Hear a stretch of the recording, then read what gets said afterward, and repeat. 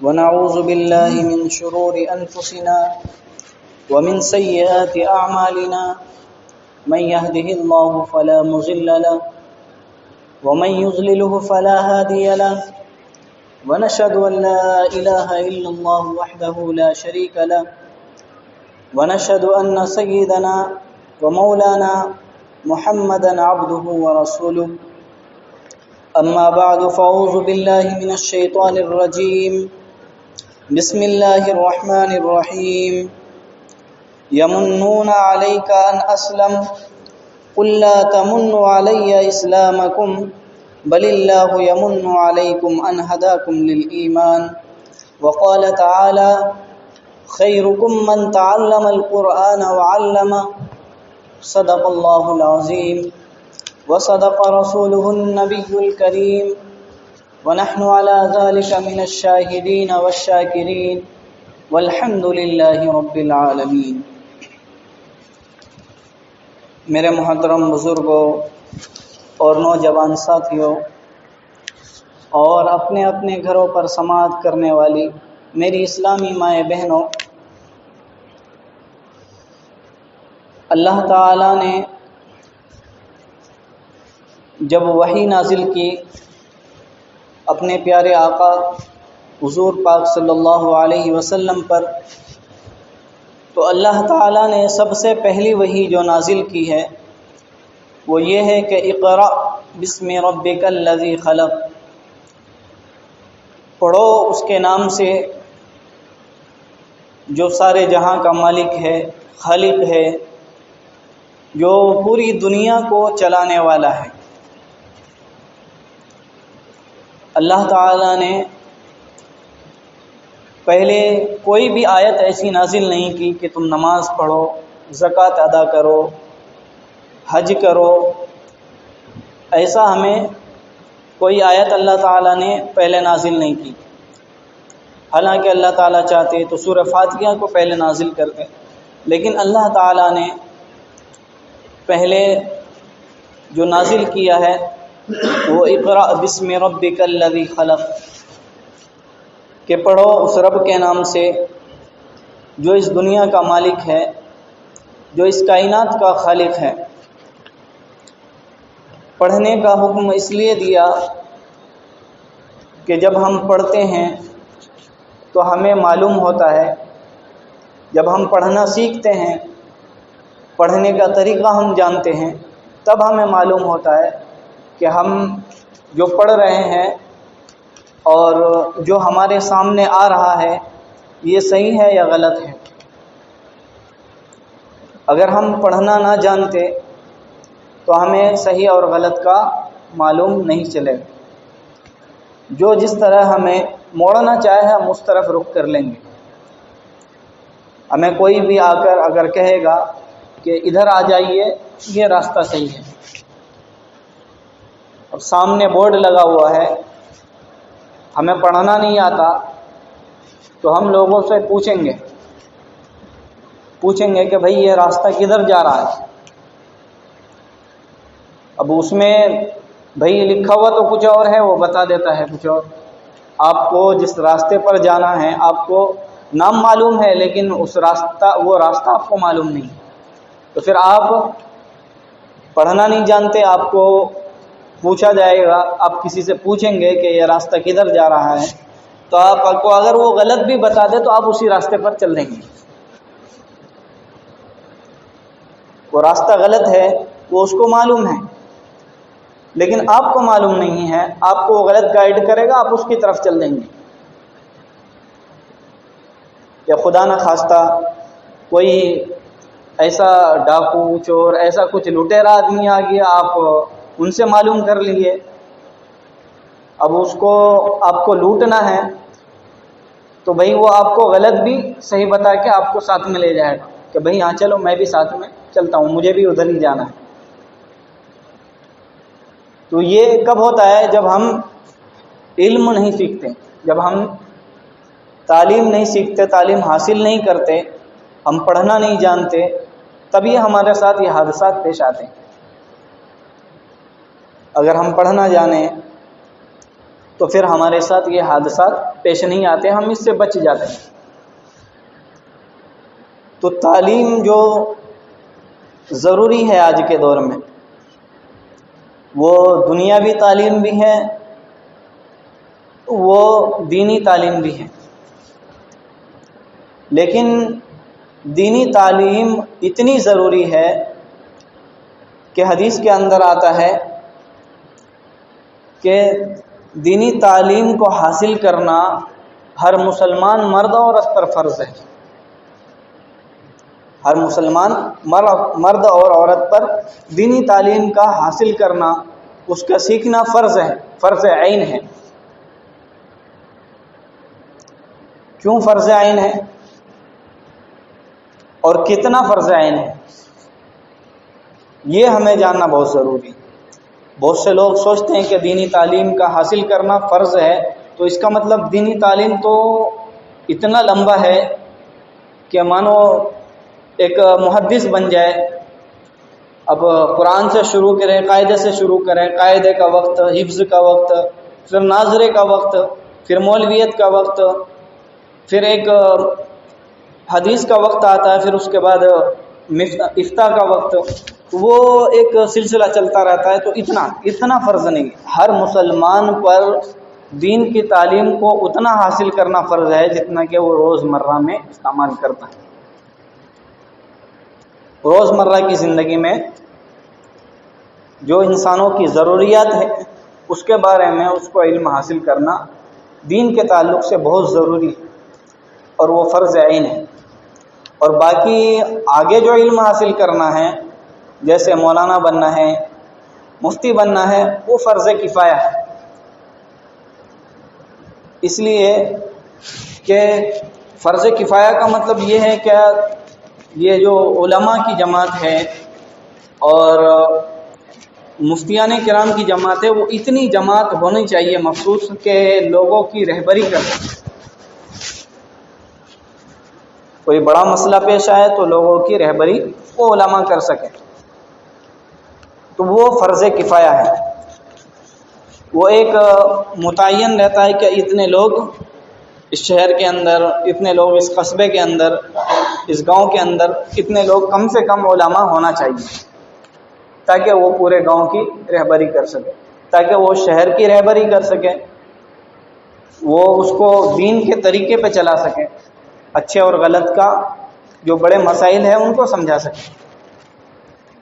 تو ہر مسلمان مرد اور عورت پر اتنا علم حاصل کرنا کہ اس کو نماز پڑھنے کا طریقہ معلوم ہو جائے، نماز کس طرح پڑھا جاتا ہے، اور ہمیں کسی سے لین دین رکھنا ہو یا ہمیں تجارت کرنی ہو تو تجارت کا کیا معاملہ ہے، اس کے اندر کتنا ہم فائدہ لے سکتے ہیں، کتنا منافع لے سکتے ہیں، کیا اس میں حرام شامل ہے، کیا حلال ہے، کیا اس میں سود لگتا ہے، کیا بیاض ہوتا ہے، ہم کسی کو ادھار دے رہے ہیں تو اس میں کیا بیاض آ گیا، کیا سود آیا، اس کے بارے میں ہمیں علم ہونا چاہیے۔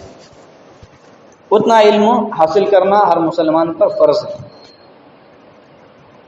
اور جو علم حاصل نہیں کرتے تو پھر وہ گناہ میں مبتلا ہے، اور وہ کیسا گناہ؟ چھوٹا گناہ نہیں، صغیرہ گناہ نہیں، کبیرہ گناہ۔ وہ گناہ گار ہیں جنہوں نے علم حاصل نہیں کیا۔ یہ علماء کی طرف، علماء سے یہ ہماری بات یہ پتہ چلتی ہے۔ علماء فرماتے ہیں کہ جنہوں نے علم اتنا نہیں سیکھا کہ وہ روزمرہ کی زندگی میں استعمال کر سکیں، روزمرہ کی زندگی کو گزار سکے، تو پھر وہ گناہ گار ہیں، وہ کبیرہ گناہ گار ہیں، یعنی بڑے گناہوں میں شامل ہیں۔ تو آج کے حالات دیکھ کر، اور حالات کو ہم دیکھتے ہیں، ہمارے سامنے نظر آ رہا ہے کیسے کیسے ہمارے اوپر حالات آ رہے ہیں، تو اس کے لحاظ سے بھی ہمیں ضروری ہے کہ ہم دین کی تعلیم کو اپنائیں، کیونکہ ہمارے پاس اگر دین کی تعلیم رہے گی تو پھر ہمیں اچھے اور برے چیز کا معلوم ہوگا، غلط اور صحیح کا معلوم ہوگا، حرام اور حلال کی تمیز ہمیں آ جائے گی، ہمیں بڑوں کے ساتھ کس طرح رہنا ہے، بچوں کے ساتھ کس طرح رہنا ہے، ہمیں اس کا سلیقہ معلوم ہو جائے گا۔ تو جب معلوم ہوگا جب ہم علم کو حاصل کریں گے. لیکن آج کے دور میں دیکھا جائے تو ہم علم سے اتنا زیادہ محروم ہیں کہ خود تو علم نہیں سیکھتے، اپنے بچوں کو بھی علم نہیں سکھاتے. ہم کوشش نہیں کرتے کہ اپنے بچے بھی ہمارے علم حاصل کریں. ہاں، کالجوں میں، یونیورسٹی میں دنیا کی تعلیم کے لیے ان کو وقف کر دیتے ہیں. ہمارا کہنے کا مطلب یہ نہیں ہے، علماء کے کہنے کا مطلب یہ نہیں ہے کہ آپ دین کی خالص تعلیم دیں، دنیا کی تعلیم نہ دیں. دنیا کی بھی تعلیم دیں، لیکن پہلے جو ضروری ہے وہ دین کی تعلیم. ان کو دین کی تعلیم دے پہلے، تاکہ اگر وہ اسکولوں کے اندر جائے یا کالجوں کے اندر جائے. ہم دیکھتے ہیں ہمارے سامنے ایسے حالات آتے ہیں کہ بچوں کے ساتھ ان کے ماں باپ کو معلوم نہیں رہتا کیا صحیح ہے کیا غلط ہے. بچوں کے ساتھ کیا بولتے ہیں، کبھی ان کا ڈانس کا پروگرام، کبھی فیشن شو، کبھی ایسا الگ الگ ایکٹیویٹیز کرائی جاتی ہیں ان سے،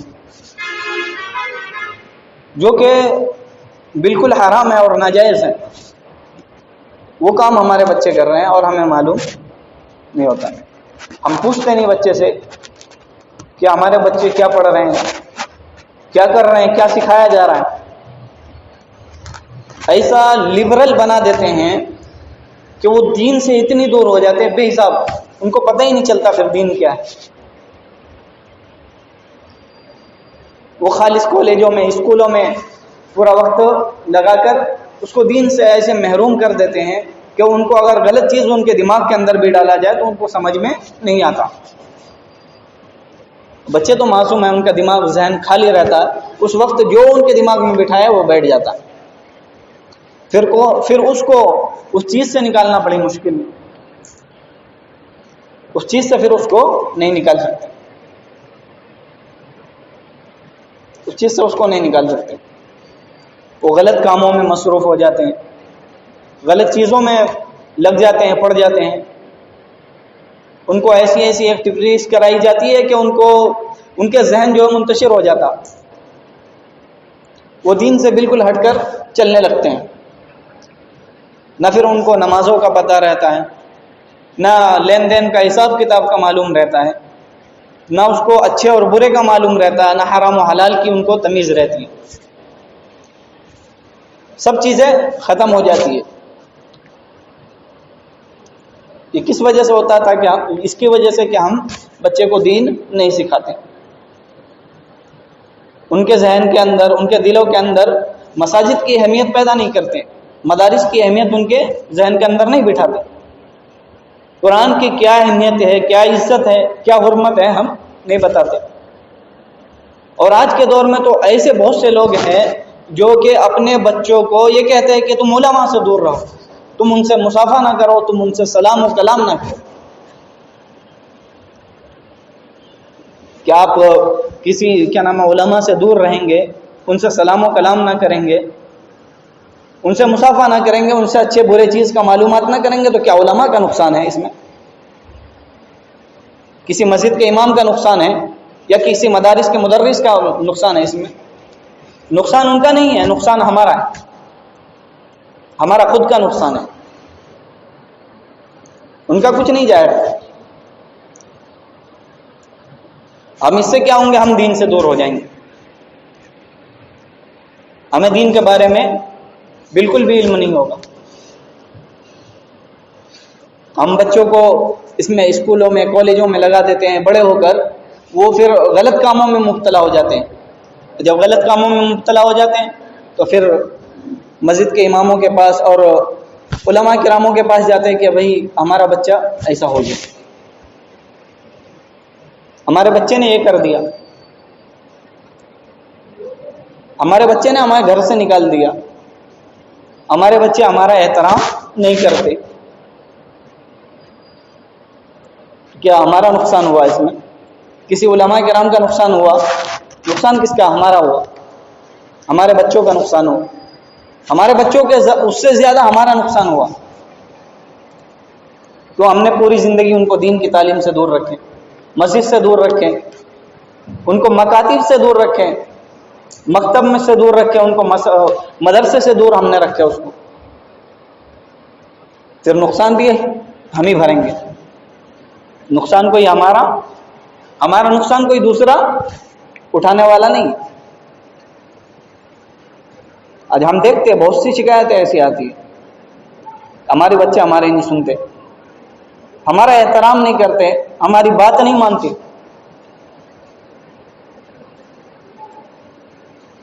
ہماری بات نہیں مانتے. کیوں نہیں مانتے؟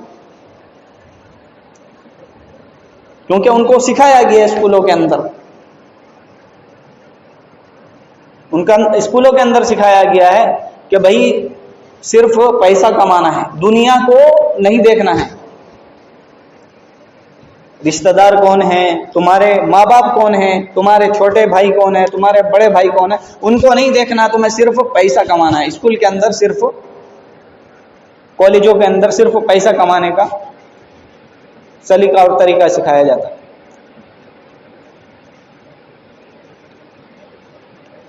تو اس میں نقصان کس کا؟ نقصان کس کا ہوا؟ ہمارا ہوا نا, نقصان ہمارا ہوا.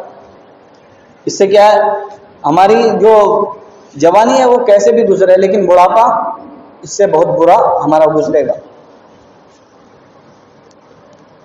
کیونکہ جب انسان بوڑھا ہوتا ہے تو اس کے دل کے اندر ایک خواہش ہوتی ہے. جب انسان کا کسی بھی انسان کے پاس کسی کے پاس بھی اولاد پیدا ہوتی ہے تو اس کے دل کے اندر خواہش ہوتی ہے کہ ہمارا اولاد جو ہے اب یہ ہماری زندگی کو سنوارے گا, ہمارے بڑھاپے کا لاٹھی بنے گا, سہارا بنے گا. اب وہ سہارا کیسے بنے گا؟ ہم نے ان کو وہ چیز پڑھایا ہی نہیں کہ ماں باپ کی عزت کیا ہے, ماں کا احترام کیا ہے, باپ کا احترام کیا ہے, پڑوسیوں کا حق کیا ہے, ہم نے اس کو بتایا ہی نہیں. تو بتاؤ وہ کیسے احترام کرے گا, کیسے آپ کی بات سنے گا, کیسے سنے گا؟ اور خدا نہ خواستہ اگر ہم اپنے بچوں کو مدرسے کے اندر یا مکاتب کے اندر ڈال بھی دیتے ہیں تو آج کے دور میں بہت سارے کا ذہن ایسا طبقہ بن گیا ہے کہ وہ بچوں کو ڈال کے یہ سوچتے ہیں کہ ہم نے بھائی علماء پر احسان کر دیا, ہم نے مدرسے والوں پر احسان کر دیا, مکاتب والوں پر ہم نے احسان کر دیا اپنے بچوں کو مدرسے میں ڈال کر یا مکاتب کے اندر پڑھا کر. اب نماز پڑھ رہے ہیں, ہم نے علماء اپنے اماموں پر احسان کر دیا نماز پڑھ کے. یہ ذہن کے اندر بیٹھ جاتا ہے. یہ بہت بڑا طبقہ ایسا آج ہو رہا پیدا. ہم دیکھتے ہیں کیا بھائی بہت سے ایسے ہیں جو اپنے بچوں کو یا خود نماز کے اندر آ کر یہاں پہ آ گئے, مسجد کے اندر داخل ہو گئے تو بھائی وہ سوچتے کہ میں نے بہت بڑا کام کر دیا, میں نے بہت بڑا کام کر دیا, ہم نے اپنے بچوں کو مدرسے کے اندر داخل کر دیا. یہ تو ہم نے مدرسے کے مدرس پر ہم نے احسان کر دیا. حالانکہ قرآن کے اندر اللہ تعالیٰ ارشاد فرماتے ہیں, یہ ایک طبقہ منافقوں کا طبقہ تھا, ان لوگوں نے اسلام قبول کیا. اسلام قبول کرنے کے بعد وہ اللہ تعالیٰ نے ان کا نقل قرآن کے اندر بیان کیا کہ وہ انہوں نے اسلام قبول کیا, اور اسلام قبول کرنے کے بعد نبی صلی اللہ علیہ وسلم کے پاس بار بار آتے اور کہتے ہیں کہ ہم نے تم پر احسان کیا ہے, کیا ہم نے تم پر احسان کیا کہ ہم نے تمہیں نبی مانا, تمہارے دین کو ہم نے قبول کیا. تو اللہ تعالیٰ نے قرآن کے اندر فرمایا یمنون علیک ان اسلم, کہ ہم نے تم پر احسان کیا. وہ کہتے تھے کافر لوگ کہ ہم نے تم پر احسان کیا. تو اللہ تعالیٰ کہتے ہیں کہ اے نبی قل لا تمنوا علی اسلامکم, اے نبی کہہ دو کہ اسلام کا احسان ہم پر نہ جتاؤ, مجھ پر یہ نہ جتاؤ کہ میں نے تم پر اسلام قبول کیا, تم پر احسان کیا اسلام قبول کر کے. کہ اے نبی کہہ دو ان لوگوں کو کہ تم احسان نہ جتاؤ کہ میں نے اسلام قبول کر لیا, اور میں اسلام قبول کر کے تمہیں نبی مان لیا تو تم پر احسان کر رہا ہوں. کہ بل اللہ یمن علیکم ان ہداکم للایمان, بل اللہ یمن علیکم ان ہداکم للایمان, یہ اللہ کا تم پر احسان ہے کہ اللہ تعالیٰ نے تمہیں ایمان کے لیے چن لیا. اللہ تعالیٰ نے تمہیں ایمان سے نواز دیا, یہ اللہ تعالیٰ کا احسان ہے تم پر. تو ان کا تذکرہ کیسے کیا اللہ تعالیٰ نے؟ منافقین، وہ منافق ہو گئے جو کہ اپنا اللہ تعالیٰ اسلام قبول کر کے اپنے آپ کو جتا رہے کہ ہم نے اسلام قبول کیا۔ آج ہماری بہت بڑی قوم، بہت بڑی طبقہ اس میں مل چکی ہے کہ ہم نماز پڑھ رہے ہیں تو ہم اللہ تعالیٰ پر احسان کر رہے ہیں، ہم اپنے بچوں کو دین سکھا رہے ہیں تو ہم بھائی مولویوں پہ احسان کر رہے ہیں، ہم قرآن پر احسان کر رہے ہیں کہ ہمارا بچہ قرآن سیکھ رہا ہے۔ تو یہ قرآن پر احسان نہیں ہے، بلکہ قرآن کا احسان ہے کہ تمہارے بچوں کے سینے کے اندر قرآن آ گیا۔ یہ قرآن کا احسان ہے کہ انہوں نے ان کو جینے کا سلیقہ بتا دیا۔ یہ قرآن کا احسان ہے کہ قرآن نے تمہیں آخرت کے اندر تخت و تاج دینے کا وعدہ تم سے کر لیا۔ قرآن پر ہمارا کوئی احسان نہیں ہے، قرآن کا ہم پر احسان ہے، دینی تعلیم کا ہم پر احسان ہے کہ ہم نے، اللہ تعالیٰ نے ہمیں دین کے لیے چن لیا، ہمیں دین کے کام کو بڑھانے والوں میں سے شامل کر لیا، ہمیں نماز پڑھنے والوں میں شامل کر لیا۔ یہ اللہ تعالیٰ کا احسان ہے ہم پر۔ اس چیز پر احسان نہ جتلایا کرو کہ ہم نماز پڑھ رہے ہیں تو ہم بہت بڑا احسان کر رہے ہیں، بلکہ یہاں تک علماء فرماتے ہیں کہ جس طرح طلب العلم فریضۃ علی کل مسلم و مسلمہ، جس طرح کے علم کا حاصل کرنا ہر مسلمان مرد اور عورت پر فرض ہے کہ اتنا کہ جتنا اس کی زندگی میں ضرورت آتی ہے، ان کے روزمرہ کی زندگی میں ضرورت پیش آتی ہے، اتنا علم حاصل کرنا ہر مسلمانوں پر فرض ہے۔ جس طرح کہ ہم نماز پڑھتے ہیں، نماز پڑھنا ہمارے اوپر فرض ہے، لیکن نماز پڑھنا جب ہمارے اوپر فرض ہے تو اس سے پہلے ہم وضو کرتے ہیں، کیونکہ یہ دین کا، یہ نماز کا ایک ارکان ہے وضو کرنا، بغیر وضو کے نماز نہیں ہوتی۔ اب جب بغیر وضو کے نماز نہیں ہوتی تو نماز کے ساتھ ساتھ وضو بھی ہمارے اوپر فرض ہو جاتی ہے کہ ہم پہلے وضو کریں پھر اس کے بعد ہم نماز ادا کریں۔ جس طرح ہم نماز پڑھتے ہیں، نماز سے پہلے وضو کرتے ہیں، تو وہ ہمارے اوپر فرض ہو جاتی ہے کہ ہم پہلے وضو کریں پھر اس کے بعد نماز پڑھیں۔ تو اسی طرح جو دین کا علم حاصل کرنا ہے وہ اس لیے فرض ہے کہ ہمیں روزمرہ کی زندگی میں ہمیں ضرورت پڑتی ہے، کیونکہ ہمارا دنیا والوں سے بھی کام پڑتا ہے اور پھر اللہ تعالیٰ سے بھی ہمیں کام پڑتی ہے۔ اسی لیے کیونکہ جب ہم نماز پڑھتے ہیں تو نماز پڑھنا فرض ہے، تو وضو اس کا ارکان ہے، وضو کرنا بھی فرض ہو گیا۔ اسی طرح پھر کیا نام ہے، جب ہم وضو کرنے کا طریقہ جانیں گے تو جب تک ہم طریقہ نہیں جانیں گے تو وضو بھی نہیں کر سکتے، تو اس طرح وہ طریقہ سیکھنا بھی فرض ہم پر ہے، تو اسی طرح وہ دین بھی فرض ہم پر ہوگا کہ پورے دین کو سیکھنا جس سے کہ ہمارے روزمرہ کی زندگی میں کام آئے وہ ہمارے اوپر فرض ہے۔ جب کوئی چیز فرض ہوتی ہے تو اپنے ساتھ والے جو اس کے لیے ضرورت ہے اس فرض کو ادا کرنے کے لیے تو پھر وہ بھی فرض ہو جاتا ہے۔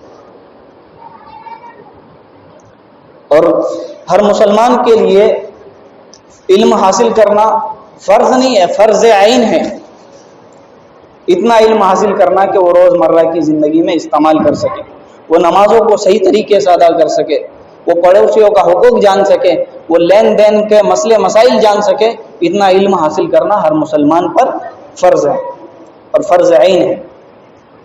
باقی جو آگے پڑھے، محدث بنے، مفکر بنے، وہ فرض کفایہ ہے، لیکن اتنا علم ہر کسی کو آنا۔ لیکن آج ہم دیکھتے ہیں کہ ہمارے مدرسے کے اور مکاتب کے یہ حال ہے کہ ہم دین سے اتنا دور ہے کہ ہمارے ذہن کے اندر دین کے بارے میں کوئی سوال ہی پیدا نہیں ہوتا، اور کبھی خدا نہ خواستہ کوئی پوچھ لے کہ بھئی تمہیں مدرسے سے محبت ہے، تمہیں مسجد سے محبت ہے، تو ہاں کہتے ہیں، فوراً کہتے ہیں کہ ہاں ہمیں مسجد سے محبت ہے، ہمیں مکتب سے محبت ہے، ہمیں مدرسے سے محبت ہے۔ پھر ان کے پاس جب یہ سوال جاتا ہے کہ بھئی اگر تمہیں مکتب سے محبت ہے، مدرسے سے محبت ہے، تمہیں مسجد سے محبت ہے، تو تم مسجد کتنے وقت آتے ہو؟ کب کب تم مسجد کے اندر حاضری دیتے ہو؟ تمہارے کتنے بچے مکتب کے اندر پڑھ رہے ہیں؟ تمہارے کتنے بچے مدرسے کے اندر پڑھ رہے ہیں؟ پھر ہمارے پاس اس سوال کا جواب نہیں رہتا. منہ سے کہنا، زبان سے کہنا یہ کوئی بڑی بات نہیں ہے. ہر کوئی کہتا کہ مجھے مدرسے سے محبت ہے، مجھے مسجد سے محبت ہے، لیکن اس کا خیال ہمارے دلوں کے اندر بالکل بھی نہیں آتا. اب آپ دیکھیے خود اپنے مکاتب کا حال. آپ کا مکتب چل رہا ہے لیکن آپ کو خبر تک نہیں ہے آپ کے بچے آ رہے ہیں یا نہیں آ رہے، کیا کر رہے ہیں، اس سے کوئی مطلب ہی نہیں ہے. تعجب کی بات تو یہ ہے کہ اس گاؤں کے جو رہنے والے ہیں، اس گاؤں کے اندر جس کی پیدائش ہوئی ہے، اس گاؤں کے اندر جن کا مکان ہے، ان کے بچے تو بالکل بھی نظر نہیں آتے. بچے ان کے جو باہر سے اس گاؤں کے اندر بسے ہیں آ کر، جو دوسرے گاؤں کے واسی ہیں، وہ ان لوگوں کے بچے یہاں برابر آتے ہیں. اور جو گاؤں والے ان کے بچے بالکل بھی نظر نہیں آتے. نہ ان کو ان کی ماں کو ان کی فکر ہے، نہ ان کے باپ کو ان کا فکر ہے. کسی کو بالکل بھی فکر ہی نہیں ہے. اور ہم کہتے ہیں کہ جی ہم مسجد سے محبت کرنے والے، ہم مکتب سے محبت کرنے والے. تو تمہارے بچے کہاں ہیں؟ تمہارے بچے نظر کیوں نہیں آتے؟ محبت کا تقاضا تو یہ ہے کہ جب ہم کہے کہ ہم مدرسے سے محبت کرتے ہیں، مسجد سے محبت کرتے ہیں، تو آپ کے بچے مسجد کے اندر بھی 5 وقت کی نماز کے اندر بھی حاضر ہونا چاہیے اور مکتب کے اندر بھی دونوں ٹائم حاضر ہونا چاہیے. لیکن ہمیں نظر نہیں آتی، ہم بچے کو دیکھتے نہیں. علماء نے لکھا ہے کن عالما او متعلما او خادما ولا تکن رابعا، کہ تم پہلے تو عالم بنو، دین کو سیکھو. سب سے پہلا کام کیا ہے؟ تم دین کو سیکھو. اگر تم دین کو نہیں سیکھ سکتے تو یہ مطلب دین کو پڑھاؤ. کن عالمن، تم پہلے عالم بن کے متعلم بنو، پوری دنیا کو دین کو سکھاؤ. اگر تم نہیں سکھا سکتے، اگر تمہارے پاس دین کا علم نہیں ہے، تم سکھا نہیں سکتے، تو پھر اس کے بعد متعلمن، تم طالب علم بنو، تم سیکھنے والے بنو. اور اگر وہ بھی وقت آپ کے پاس نہیں ہے، اور خادمن، جو اس کی خدمت کرتے ہیں، جو دین کے کام کو انجام دیتے ہیں، مکاتب کے علماء ہیں، مدارس کے علماء ہیں، ان کے ساتھ بیٹھو، ان کی خدمت کرو، ان کا ہاتھ بٹاؤ. آپ اپنا وقت مدرسے کے اندر دو، ان کے ساتھ مل کر ان کے کام میں مدد کرو. اور اگر آپ یہ بھی نہیں کر سکتے ہیں ولا تکن رابعا، پھر تم ان کے کاموں میں ٹانگ بھی نہ اڑاؤ. ہم ان 3 کاموں سے تو محروم ہے، لیکن چوتھا کام ہمیں بہت بہترین طریقے سے آتا. اگر کوئی دین کا کام کر رہا ہے، کوئی اچھا کام کر رہا ہے، تو اس کے بیچ میں جا کر ہم ٹانگ ضرور اڑاتے ہیں کہ ارے یہ تو خالی دکھاوے کے لیے کرتا ہے. ہم نے دیکھا ان کو تو اپنا پیٹ بھر رہا ہے، اپنے خزانے بھر رہا ہے، پھر ہم ان کے پیچھے لگتے ہیں، ان کے کاموں میں ٹانگ اڑاتے ہیں. ارے بھائی، کوئی اگر اس کے ساتھ دینا چاہے، ان کے پاس جا کر کہتے ہیں کہ بھائی ارے یہ کیا، یہ تو اپنا جیب بھر رہا ہے، یہ اپنا ویسی اپنی واہ واہی کروا رہا ہے، تم اس کا ساتھ مت دو، چھوڑو. تو پھر ہم ٹانگ اڑاتے ہیں. سب سے پہلے کوشش کیا ہے ہمیں علم کو پھیلانا، کیونکہ نبی صلی اللہ علیہ وسلم پر جو پہلی وحی آئی ہے وہ اقرأ بسم ربک الذی خلق، کہ پڑھو تم ان کے نام سے جو اس دنیا کا خالق و مالک ہے، جو اس دنیا کو چلانے والا ہے، جو تمہارا رب ہے، اس کے نام سے پڑھو، تم اس کو جانو. تو اس کو جانیں گے کیسے؟ جب ہم علم حاصل کریں گے. اپنے بچوں کے اندر، اپنے اندر علم کو، اہمیت کو جگائیں گے، تبھی ہم پھر ہم جانیں گے کہ اللہ تعالیٰ نے ہمیں کیوں پیدا کیا، تب ہم علم کو پھیلانے والے بنیں گے۔ اگر ہم علم کے پھیلانے والے نہیں بنتے ہیں تو متعلماً، پھر ہم طالب علم بنیں، ہم علم کو، دین کو سیکھیں،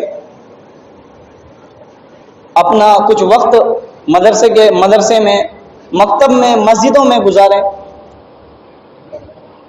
اور کچھ سیکھیں، ہم علم حاصل کریں، ان سے اچھے اور برے کا سوال کریں، یہ کام ہم کر رہے ہیں یہ اچھا ہے یا غلط ہے، حرام ہے حلال ہے، یہ پوچھنا جو ہے یہ علم حاصل کرنا ہے۔ تو علم حاصل کریں۔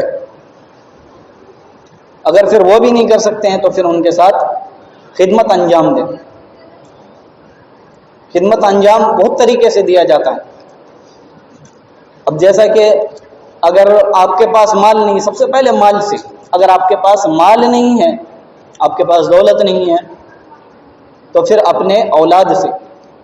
آپ کے پاس مال نہیں ہے، آپ خرچ نہیں کر سکتے مکاتب کے اندر، مساجد کے اندر، مدارس کے اندر، آپ کے پاس اتنا مال نہیں ہے، تو آپ اپنی اولاد کو مدرسے کے اندر بھیجیں، مکتب کے اندر بھیجیں، ان کو دین سیکھنے پر لگائیں۔ اگر آپ کے پاس اولاد بھی نہیں ہے، پھر اپنا وقت دیں، پھر اپنا وقت مدرسے کے اندر دیں، خدمت میں اپنا حصہ لیں۔ کہ جیسے بہت سے لوگ مدرسے کے اندر خدمت کے لیے رہتے ہیں، مکتب کے اندر خدمت کے لیے رہتے ہیں، اب وہ خدمت میں ان کے ساتھ دیں کہ بھائی یہ کام ہے تو اس کام کو ہم بھی تھوڑا سا آپ کا ساتھ دے کر پورا کروائیں گے، یہ کام مدرسے کے اندر رہ گیا ہے، یہ کام مساجد کے اندر رہ گیا، تو ہم اس کام کو مل کر پورا کروائیں گے۔ ہم سے مال کا ہم تو نہیں دے سکتے، ہمارے پاس مال نہیں ہے، ہمارے پاس اولاد بھی نہیں ہے، ہمارے پاس وقت ہے، وقت دے سکتے ہیں، ہر کسی کے پاس وقت ہے۔